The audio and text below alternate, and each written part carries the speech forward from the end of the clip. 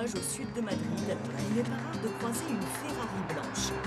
L'homme qui la conduit, Juan Antonio Moragón, affiche une fierté toute particulière. En effet, non seulement il a le plaisir de conduire une magnifique sportive, mais en plus, c'est lui qui l'a construite.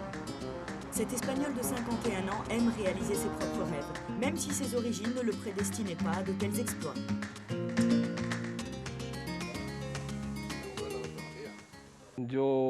J'ai arrêté mes études à l'âge de 14 ans car mon père était agriculteur et je n'avais pas la possibilité de fréquenter des écoles supérieures.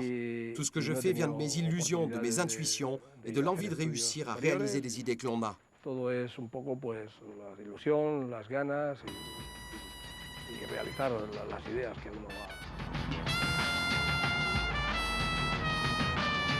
Et la réussite pour cet autodidacte de génie se matérialise en plusieurs réalisations. Des créations les unes plus difficiles que les autres, toutes construites dans le garage et l'arrière-cour de sa maison. Des envies impossibles sont devenues réalité. Voici mon premier rêve accompli, une voiture qui ressemble beaucoup à une Ferrari. Je l'ai construite avec mes propres mains, dans mon garage et avec des moyens très limités. Elle m'a coûté environ 4 millions de pesetas. Ensuite, il y a ma seconde œuvre. C'était un vrai défi, car c'est une machine très compliquée.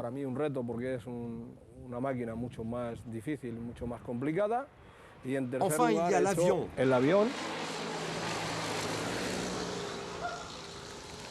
Cet appareil est maintenant en production afin que tout le monde puisse profiter d'une machine que je crée.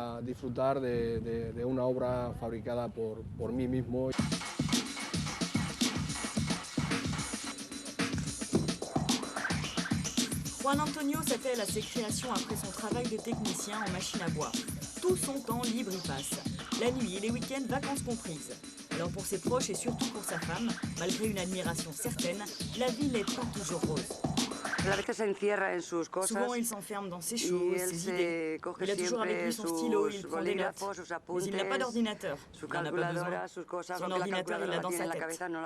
Il y passe beaucoup trop de temps d'ailleurs, alors que j'aimerais qu'il soit plus souvent avec moi. Mais rien n'y fait. Pour ce boulimique de la création, les projets se suivent et ne se ressemblent pas.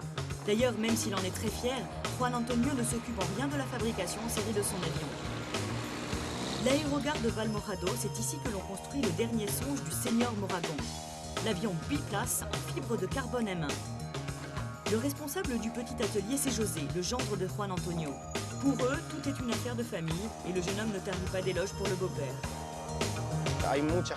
Il y a beaucoup de gens, même bardés de diplômes, qui affirment pouvoir faire ceci ou cela. Mais il y en a très peu qui le font réellement. Parmi eux, il y a Juan Antonio Moragón.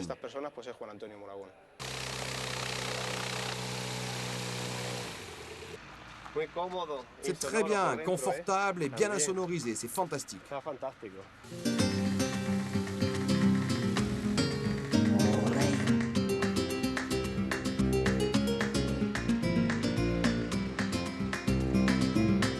C'est ici à l'aérogare que l'on se rend compte de la bravoure extraordinaire de Juan Antonio. Car ici, les clients viennent acheter ses avions. Dans le ciel de Valmorado, des hommes mettent leur vie dans les mains de cet autodidacte génial pour partager ses rêves. Et pendant que d'autres profitent aussi de ces créatures, El Seigneur Moragón, lui, joue au James Bond frimeur. Mais nous pouvons aisément parier que ces nouveaux projets seront tout aussi beaux qu'une Ferrari Moragón.